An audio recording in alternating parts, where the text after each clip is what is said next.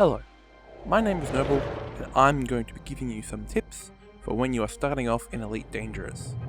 This is specifically for new players coming with Horizons, so I'll be covering the basics.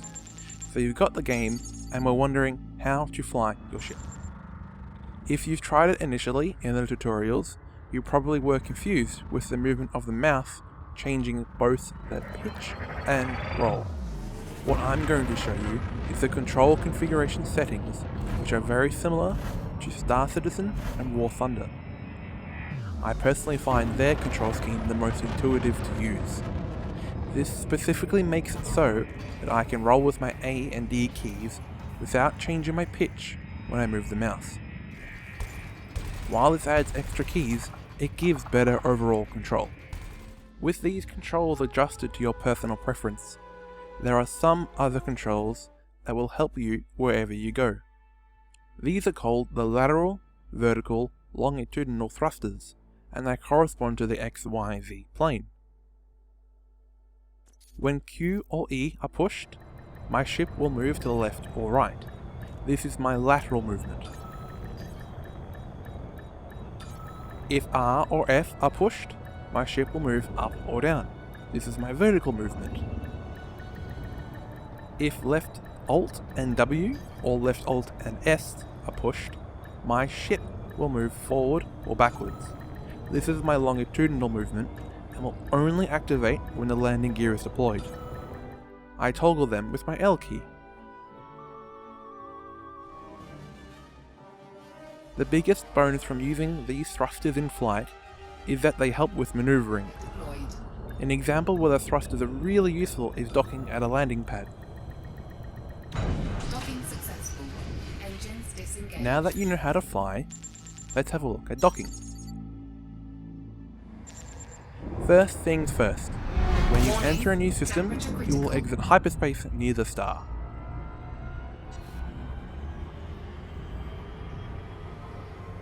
Sometimes this can be very dangerous, so it's possible to fly into the star. I can recommend two courses of action to avoid that. You can either set your speed to 0, or pitch up to completely avoid the star. Now all you have to do is use your panel on the left and select the star port you want to go to. If you don't know how to do this, the default key to interact and focus on your left hand panel is the 1 key.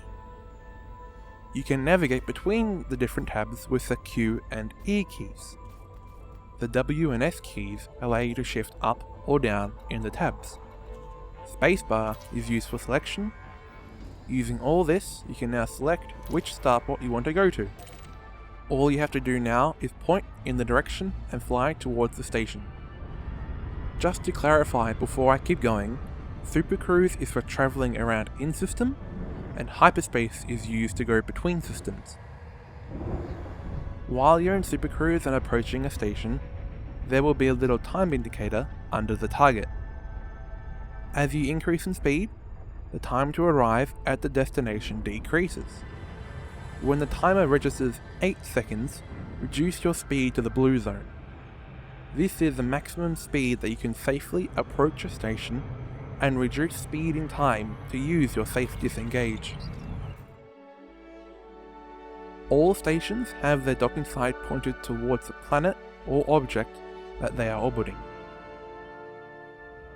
This means that if you approach a station from the planet that it's orbiting, you will usually come out to see the docking side facing you. Likewise, if the station is between you and the planet, then it's likely that the docking side will be facing away from you towards the planet. This is an extremely helpful tip because it saves travel time and flying around the station to the entrance. Since the entry to the dock looks like a mail slot, I'll call it that from now on. After locating the mail slot, you will notice that it is not stationary. It is actually rotating. The entire station rotates to simulate gravity for the residents inside.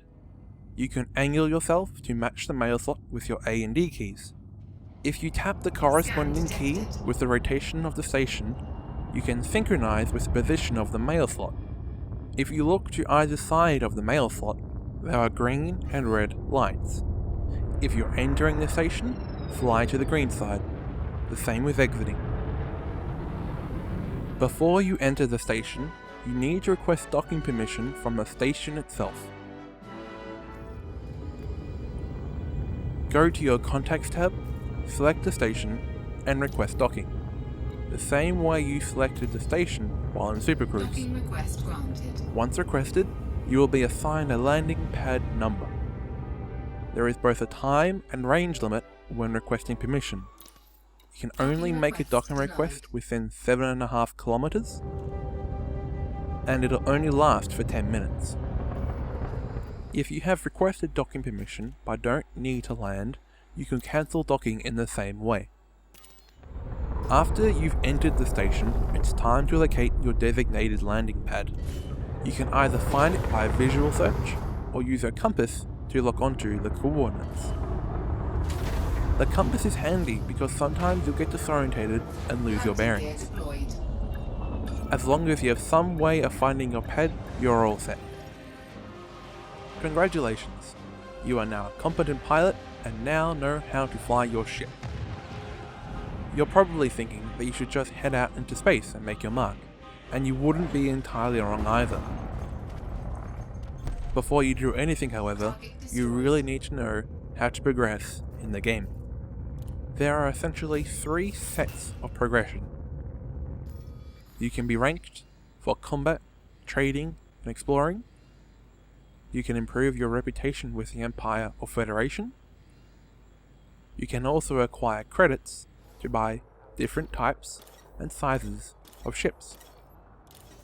While you can make progress with reputation and credits, it is well worth your time using the bulletin board in stations to advance all of them at once. Most bulletin board missions provide a credit and reputation bonus.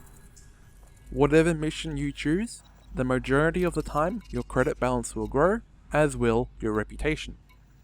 Depending on the mission, one might be more heavily favoured than the other. One example of this is a smuggling mission, since the credit bonus from completing a run is quite large, but the reputation gain is quite small. A good counterpoint is donations. They are a pretty good way of increasing your reputation with the local factions, but they do not provide credit rewards. There is one exception to this rule: exploring. To progress in exploration requires scanning of systems and then returning to a station to sell the new data. The amount of credits earned from exploring increases the rank accordingly. This will be unpacked later in a standalone video. After completing some missions and earning reputation with the local faction, you will receive a Naval Ascension mission, which will promote you to a higher standing in either the Empire or Federation. The symbol beside each faction will indicate whether they are Federal, Imperial, or Independent. You now have a basic understanding of how bulletin board missions work. There are a couple of types that I will recommend early game. The first will be courier or cargo delivery missions. They are low risk and reinforce what you've learnt. They usually only require cargo space and a minimum jump range. After you've gained some expertise with your flying and have some money to outfit your ship with some decent weapons, I'd recommend bounty hunting missions for an increase in revenue. This does mean an increase in risk, since you're now going after other people for their bounties. As a new pilot, these missions can seem very challenging, but the payoff from completing the mission and also the bounty collection is well worth the effort. Now this is what happens if you die. All rewards are removed from the bounties you have collected, and you are required to either rebuy your ship or use a starting ship. When you die, your insurance will cover a large portion of your ship's value, 95%. This means that you must be able to cover that required 5% with your own credits. If you can't afford the rebuy cost, then you'll lose all the money that you've invested into the ship you are flying. If there is one thing you get out of this, make sure you never fly without being able to cover the rebuy cost. Well, that's it. Hopefully with these 3 packets of information, your first experience with Elite Dangerous will be a great one.